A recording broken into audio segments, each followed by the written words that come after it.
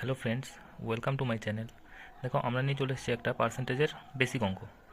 তো এই অঙ্কে বলেছে মহেশের বার্ষিক বেতন 2 লক্ষ থেকে বেড়ে 2,40,000 টাকা হয়েছে। বেতন বৃদ্ধির শতকরা হার নির্ণয় করি, মানে শতকরা নির্ণয় করি। তো আমরা কি জানি? ফাইনাল মানে শেষ বেড়েছে কত? তাহলে প্রথমে কত ছিল? প্রথম বেতন ছিল 2 লাখ। অন্তিম বেতন হয়েছে, আমরা দেখতে পাচ্ছি 2,40,000। তাহলে বৃদ্ধির পরিমাণ কত হবে? 2,40,000 বিয়োগ 2 লাখ, তাহলে কত হলো? 40,000। এবার এই যে 40,000 টাকা বেড়েছে, এই 40,000 টাকা কার উপর বেড়েছে? 40,000 টাকা বেড়েছে 2 লাখের উপর। তাহলে আমরা কি লিখতে পারি যে 40,000 বেড়েছে কার উপর? 2 লাখ, 2 লাখের উপর। তাহলে 100-তে কত বাড়বে? দিয়ে পার্সেন্টেজ। তাহলে 1 2 3, 1 2 3, 4টে শূন্য কেটে ফেললাম, এইখানে এই শূন্যটা কেটে গেল, 2 দিয়ে কেটে এইখানে হয়ে গেল 5। তাহলে 4 5 কত হবে? 20%। মানে এই অঙ্কের সঠিক উত্তর হবে 20%। আমাদের দ্বিতীয় অঙ্ক হচ্ছে এসএসসি সিপিও 2024-এর। সাইয়া বছরে 1,53,000 টাকা জমায়, যেটি তার বার্ষিক বেতনের 30%। তবে তার মাসিক আয় কত? আচ্ছা, 30% যদি তার বার্ষিক বেতনের এত টাকা হয়, তাহলে আমি লিখতে পারি যে বার্ষিক বেতন 100%।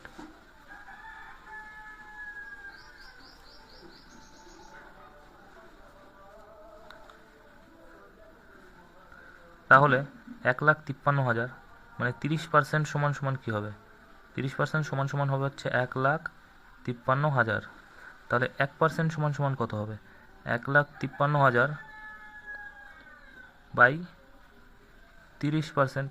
তাহলে 100% কত হবে? 100% হবে হচ্ছে 1,53,000 বাই 30% গুণ 100%। এবার এই শূন্য কেটে গেল, এই 3 দিয়ে এইটাকে কাটলে 3 5 15, 3 অক্ষে 3, আর দুটো শূন্য কেটে এইখানে দুটো শূন্য। তাহলে টোটাল কত হচ্ছে? আর পার্সেন্ট পার্সেন্ট কেটে যাচ্ছে। তাহলে 51 দুটো শূন্য আর এই 100 দুটো শূন্য। তাহলে 5,10,000। কিন্তু এই 5,10,000টা কি? 5,10,000টা হচ্ছে বার্ষিক বেতন। তাহলে বার্ষিক বেতন যদি 5,10,000 হয়, তাহলে মাসিক বেতন কত হবে? মাসিক বেতন হবে, এটা থেকে 12 দিয়ে ভাগ করতে হবে। 12 দিয়ে ভাগ করলে 12 4 12 48, 49 50 51 30, 12 দুগুণি 24, 60, 5 12 60, 0 0। তাহলে অ্যান্সার হবে 42500 এত টাকা, অর্থাৎ 42,500 টাকা। আমাদের অপশান হচ্ছে ঘ। আমাদের পরবর্তী অঙ্ক সিএইচএসএল 2023-এর। কোনো ভগ্নাংশের লবকে 140% বাড়ালে ও হরকে 20% কম করা হলে ভগ্নাংশটি 12/7 হয়। তাহলে আসল ভগ্নাংশটি কত ছিল?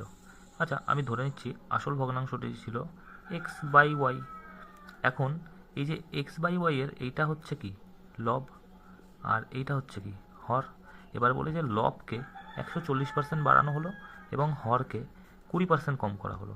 তাহলে লব এবং হরকে যদি 140% বাড়ানো হয় এবং 20% কম করা হয়, তাহলে লবটা কি হয়ে যাবে? লব হয়ে যাবে 240, বেড়ে বেড়ে 240 হয়ে যাবে।